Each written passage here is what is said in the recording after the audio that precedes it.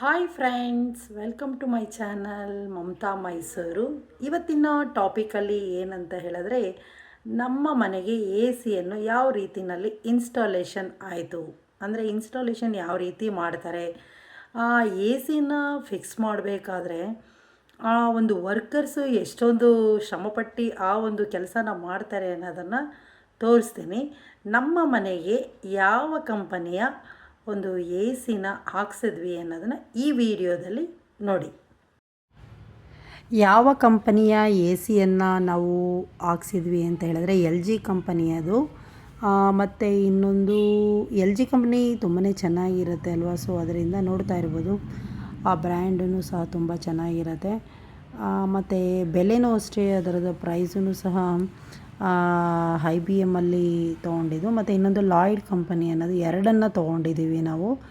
ಆ ಎರಡನ್ನೂ ಸಹ ನಾವು ಯಾವ ರೀತಿಯಲ್ಲಿ ಅದನ್ನು ಇನ್ಸ್ಟಾಲೇಷನ್ ಮಾಡ್ತಾ ಇದ್ದಾರೆ ಅನ್ನೋದನ್ನು ನೋಡ್ತಾ ಇರ್ಬೋದು.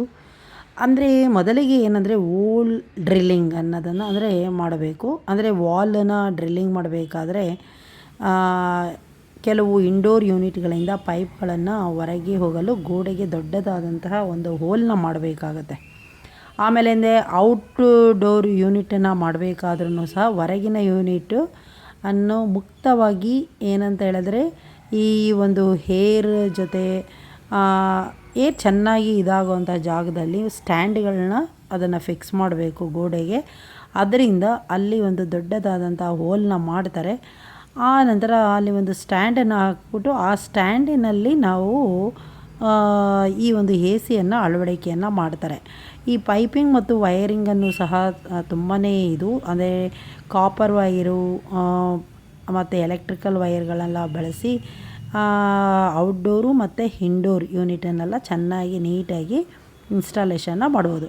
ಈಗ ನೀವು ಅಲ್ಲಿ ನೋಡ್ತಾ ಇರ್ಬೋದು, ಮುಖ್ಯವಾಗಿ ಏನಂದರೆ ಓಲ್ ಡ್ರಿಲ್ಲಿಂಗ್ ಮಾಡ್ತಾ ಇದ್ದಾರೆ. ಆ ಓಲಲ್ಲಿ ಡ್ರಿಲ್ಲಿಂಗ್ ಮಾಡೋದು ಸಹ ಬಹಳ ಮುಖ್ಯವಾಗಿರುತ್ತೆ. ಅದನ್ನು ಮಾಡಬೇಕಾದ್ರೆ ಬೇರೆ ಕಡೆಯಿಂದನೇ ನಾವು ಇನ್ಸ್ಟಾಲೇಷನ್ ಮಾಡೋ ಅಂಥವ್ರನ್ನ ಕೆಲವು ವರ್ಕರ್ನ ಕರೆದು ಮಾಡಿಸ್ಕೊಂಡಿದ್ದು. ಕಂಪ್ನಿ ಕಡೆಯಿಂದ ಬಹಳ ಲೇಟ್ ಆಗ್ತಾಯಿತ್ತು. ಸೊ ಆದ್ದರಿಂದ ನಾವೇನು ಮಾಡಿದ್ವಿ, ಈ ರೀತಿಯಲ್ಲಿ ಮಾಡಿಸಿದ್ವಿ. ನೋಡ್ತಾ ಇರ್ಬೋದು ನೋಡಿ, ಅಲ್ಲಿ ಪೈಪನ್ನ ಯಾವ ರೀತಿಯಲ್ಲಿ ಹೋಗೋದಕ್ಕೆ ಹೋಲ್ನ ಮಾಡ್ತಾ ಇದ್ದಾರೆ ಅನ್ನೋದನ್ನು. ಇನ್ನೊಂದು ಇಂಡೋರ್ ಯೂನಿಟ್ ಫಿಕ್ಸಿಂಗಿಗೋಸ್ಕರವಾಗಿ ಇದನ್ನು ಮಾಡ್ತಾ ಇದ್ದಾರೆ. ಮತ್ತು ಇನ್ನೊಂದು ಪೈಪ್ಗಳ ಸಂಪರ್ಕಕ್ಕೋಸ್ಕರವಾಗಿ ಕಾಪರ್ ಪೈಪ್ ಕನೆಕ್ಷನ್ನು ಬಹಳ ಮುಖ್ಯವಾಗಿರುತ್ತೆ. ಮತ್ತು ಡ್ರೈನೇಜ್ ಇದು ಹೋಗೋದಕ್ಕೆ ಎ ಸಿಯಿಂದ ಬರುವಂತಹ ನೀರು ಸರಾಗವಾಗಿ ಹೋಗಬೇಕಾದ್ರೆ ಈ ರೀತಿಯ ಒಂದು ಹೋಲ್ನ ಮಾಡಿ ಹೊರಗಿನಿಂದ ಒಳಗಿನಿಂದ ಒಂದು ರೀತಿಯಲ್ಲಿ ಹೋಲ್ ಡ್ರಿಲ್ಲಿಂಗ್ ಮಾಡ್ತಾರೆ. ಆಮೇಲೆ ವ್ಯಾಕ್ಯೂಮಿಂಗ್ ಮತ್ತು ಗ್ಯಾಸ್ ಚೆಕ್ನ ಸಹ, ಆ ಗ್ಯಾಸನ್ನ ಅದನ್ನು ಅಳವಡಿಕೆ ಮಾಡೋಕ್ಕೂ ಮೊದಲು ಪೈಪ್ಗಳಲ್ಲಿರುವಂತಹ ಗ್ಯಾಸನ್ನ ಗಾಳಿಯನ್ನು ತೆಗೆದು ಲೀಕೇಜ್ ಇದೆಯೋ ಇಲ್ವೋ ಅನ್ನೋ ನೋಡ್ಕೋಬೇಕು. ನೋಡಿ ಅಲ್ಲಿ ಈ ಹೋಲ್ ಡ್ರಿಲ್ಲಿಂಗ್ ಮಾಡಬೇಕಾದ್ರೆ ಕೆಲವು ಸಂದರ್ಭಗಳಲ್ಲಿ ಪ್ರೈಸು ಸಹ ತುಂಬಾ ಜಾಸ್ತಿ ಮಾಡಿರ್ತಾರೆ. ಏನೂ ಮಾಡೋಕ್ಕಾಗಲ್ಲ. ಯಾಕೆ ಅಂತ ಹೇಳಿದ್ರೆ ಎ ಸಿನ ನಮಗೆ ಬೇಕಾಗಿರೋದ್ರಿಂದ ನಾವು ಅದನ್ನು ಹಾಕ್ಸ್ಲೇಬೇಕಾಗಿರುತ್ತೆ ಅಲ್ವಾ. ಮತ್ತು ಇನ್ನೊಂದು ನೋಡಿ, ಒಂದು ಮೆಷಿನೆಲ್ಲ ತರ್ತಾರೆ ಅವರು, ಅದಕ್ಕೆ ಎಕ್ಸ್ಟ್ರಾ ಚಾರ್ಜನ್ನು ಮಾಡ್ತಾರೆ. 1500 ಸಹ ತೊಗೋತಾರೆ. ಇನ್ನೂ ಜಾಸ್ತಿನೇ ಆಯಿತು ನಮ್ಮದು. ಒಂದೊಂದಕ್ಕೂ 2000 ರುಪೀಸ್ ಥರ. ಅದು ಓಲ್ ಡ್ರಿಲ್ಲಿಂಗೇ ಬೇರೆ ಆಯಿತು. ಓಲ್ ಡ್ರಿಲ್ಲಿಂಗ್ ಮಾಡಬೇಕಾದ್ರೆ ಯಾವ ರೀತಿಯಲ್ಲಿ ಅದು ವಾಟರು ಹೊರಗಡೆ ಬರ್ತಾ ಇದೆ ಅನ್ನೋದನ್ನು ಸಹ ನೀವು ಗಮನಿಸ್ಬೋದು. ನೋಡಿ ಅಲ್ಲಿ ಎಷ್ಟೊಂದು ಲೀಕೇಜ್ ಆಗಿ ಹೋಲ್ ಮಾಡಬೇಕಾದ್ರೆ ವಾಟರೆಲ್ಲ ಹೊರಗಡೆ ಬರ್ತಾ ಇದೆ. ಹಾಗೆ ನೋಡಿ, ಏರ್ ಕಂಡೀಷನರ್ ಅನ್ನೋದು ತುಂಬಾ ಮುಖ್ಯ. ಯಾಕೆ ಅಂತ ಹೇಳಿದ್ರೆ ಸಮ್ಮರ್ ಟೈಮ್ನಲ್ಲಿ ಇದು ಬೇಕೇ ಬೇಕಾಗತ್ತೆ.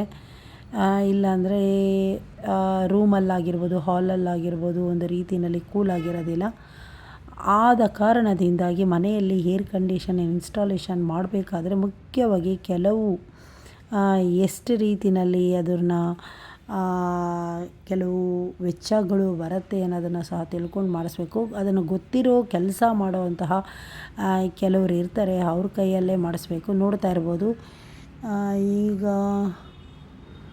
ಆ ಒಂದು ಸ್ಟ್ಯಾಂಡನ್ನೆಲ್ಲ ಹಾಕಿ ಅಲ್ಲಿ ಅವರು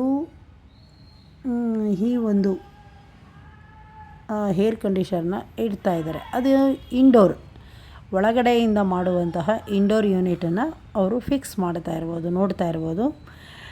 ಇಂಡೋರ್ ಯೂನಿಟು ಸಹ ಮುಖ್ಯವಾಗಿ ಗೋಡೆಗೆ ಹಾಕಬೇಕಾದ್ರೆ ವಾಲ್ಗೆ ಧೂಳನ್ನು ಬೀಳಬಾರ್ದು, ಆ ರೀತಿಯಲ್ಲಿ ಪ್ಲೇಟು ಮತ್ತು ಸ್ಕ್ರೂಗಳನ್ನ ಗಟ್ಟಿಯಾಗಿ ಫಿಕ್ಸ್ ಮಾಡ್ತಾರೆ. ಅವ್ರಿಗೆ ಗೊತ್ತಿರುತ್ತೆ, ಅದೇ ರೀತಿಯಲ್ಲಿ ಕೆಲಸ ಗೊತ್ತಿರೋರು ಅದನ್ನು ಮಾಡ್ತಾರೆ ಚೆನ್ನಾಗಿ.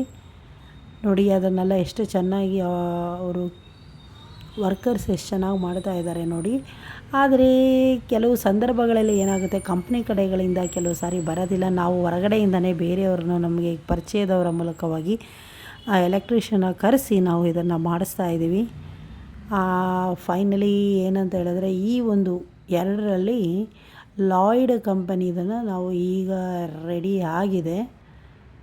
ಇಂಡೋರು ಇದೆಲ್ಲ ರೆಡಿ ಆಗಿದೆ. ಈಗ ಔಟ್ಡೋರಲ್ಲಿ ಯೂನಿಟನ್ನು ಸಹ ಹೊರಗಡೆಯಿಂದ ತಗೊಂಡು ಪೈಪುಗಳೆಲ್ಲ ಇದಾಗಿದೆ. ಮತ್ತು ಡ್ರಿಲ್ಲಿಂಗ್ ಮಾಡಬೇಕಾದ್ರೆ ಯಾವ ಮೆಷಿನ್ನ ಯೂಸ್ ಮಾಡ್ತಾರೆ, ಅದಕ್ಕೆ ಬೇಕಾಗುವಂತಹ ಕಾಪರ್ ವಯರ್ ಆಗಿರ್ಬೋದು, ಕೇಬಲ್ ಆಗಿರ್ಬೋದು, ಪ್ರತಿಯೊಂದನ್ನು ಸಹ ನಾನು ತೋರಿಸ್ತಾ ಇದ್ದೀನಿ ನೋಡಿ. ಅಲ್ಲಿ ವಾಲ್ಗೆ ಯಾವ ರೀತಿ ಸ್ಟ್ಯಾಂಡನ್ನು ಸಹ ಫಿಕ್ಸ್ ಮಾಡಿದ್ದಾರೆ ಅನ್ನೋದನ್ನು ನೋಡಿ.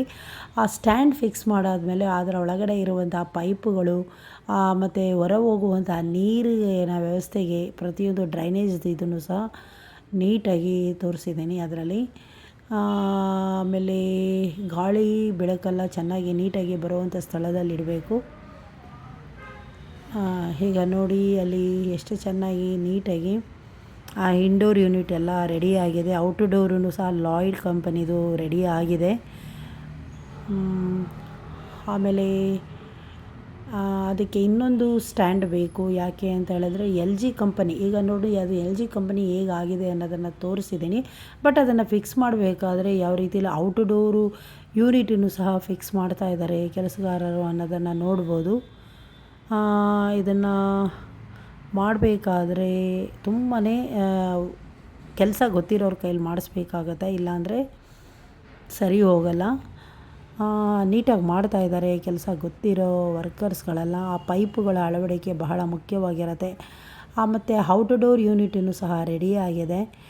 ಈ ವಿಡಿಯೋ ಇಷ್ಟ ಆದರೆ ಲೈಕ್ ಮಾಡಿ, ಶೇರ್ ಮಾಡಿ, ಹಾಗೆ ಕಮೆಂಟು ಮಾಡಿ. ಮಮತಾ ಮೈಸೂರನ್ನು ಚಾನಲ್ಗೂ ಸಹ ಸಬ್ಸ್ಕ್ರೈಬ್ ಮಾಡ್ಕೊಳ್ಳಿ ನೋಡಿ.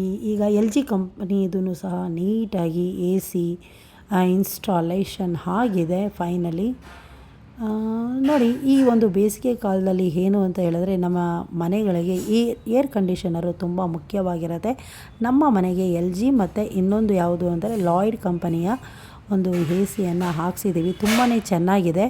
ಅದರ ಪ್ರೈಸು ಮಾಮೂಲಿ ಏನು ಅಂತ ಹೇಳಿದ್ರೆ ಒಂದು 54, ಇನ್ನೊಂದು 45 ಏನೋ ಆಯಿತು ಅನಿಸುತ್ತೆ. ಯಾಕೆ ಅಂತ ಹೇಳಿದ್ರೆ ಡಿಸ್ಕೌಂಟಲ್ಲಿ ಇದು ಮಾಡಿದಾಗ ಅದರ ರಿಯಲ್ ಪ್ರೈಸು 70 ಎಷ್ಟು ತೋರಿಸ್ತಾ ಇದೆ ಅಂತ ನೋಡಿ, 77 ಏನೋ ತೋರಿಸ್ತಾ ಇರುತ್ತೆ, 75 ಏನೋ. ಆಮೇಲೆ ಅದಕ್ಕೆ ಬೇಕಾಗುವಂಥ ರಿಮೋಟೆಲ್ಲ ಇರುತ್ತೆ. ಆ ರಿಮೋಟನ್ನು ಯಾವ ರೀತಿಯಲ್ಲಿ ವರ್ಕ್ ಆಗುತ್ತೆ ಅನ್ನೋದನ್ನು ಇನ್ನೊಂದು ವಿಡಿಯೋದಲ್ಲಿ ಏನಾದರೂ ಆದರೆ ಮಾಡ್ತೀನಿ. Thank you so much.